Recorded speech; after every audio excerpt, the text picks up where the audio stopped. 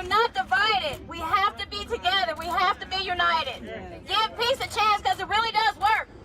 This day, June 27, 2020, marked a new beginning between Shanine McClain and Colorado State Rep. Leslie Herod. It took courage for her to stand up in one of those first protests, literally when I was speaking, and take the megaphone and say, "Why aren't you fighting for my son?" And I looked at her and I said, "You're right." Elijah McClain's name became a staple in the streets. The hope for his mother was justice from the moment he died in August of 2019. But it's not something everyone expected, including Herod. I'm never expecting justice to be brought down, to be honest with you. The first step came Wednesday as a 32-count indictment came down against the 5 who played a role in Elijah's death. If it wasn't for her work there, we would not be here today. If it wasn't for her commitment to justice, we would not be here today.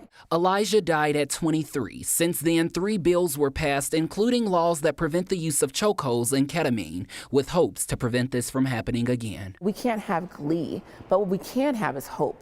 Hope that change is coming, hope that change is here for Colorado and hopefully across the country, that no mother will have to face this situation ever again. Herod says this reaffirms her commitment to justice as a Black woman, but there's still more work to be done on a path to reform. So I think that we need to continue to strengthen the special investigation powers that we have here in Colorado and make sure that there is also citizen oversight.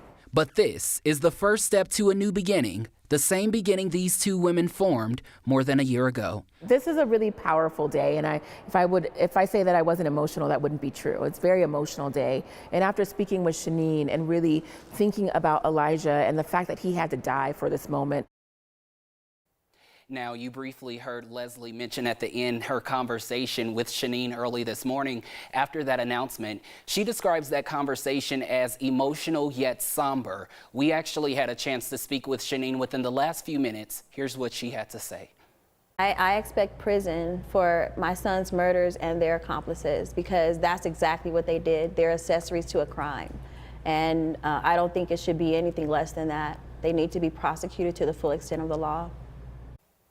Now, our 9 News anchor Alexandra Lewis sat down with Shanine within the last hour to talk to her about today's announcement. She will have a full story coming up tonight at 9 and 10 rather. But Tom and Kim, I know this doesn't bring her son back, but I hope that Shanine knows that this day came because of her hard work as well as her love for Elijah.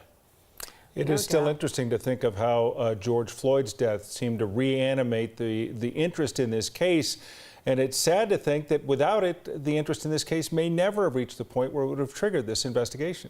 Definitely interesting to see how everything played out last year when it came down to different incidents that were happening at the hands of police and ultimately causing this to happen right here in Colorado as well, and hopefully bring more change. And it has made national news, just as people finally got to know Elijah's name after those protests. So this grand jury did something that no one expected, and so this is definitely evoking change. Thanks, Darius.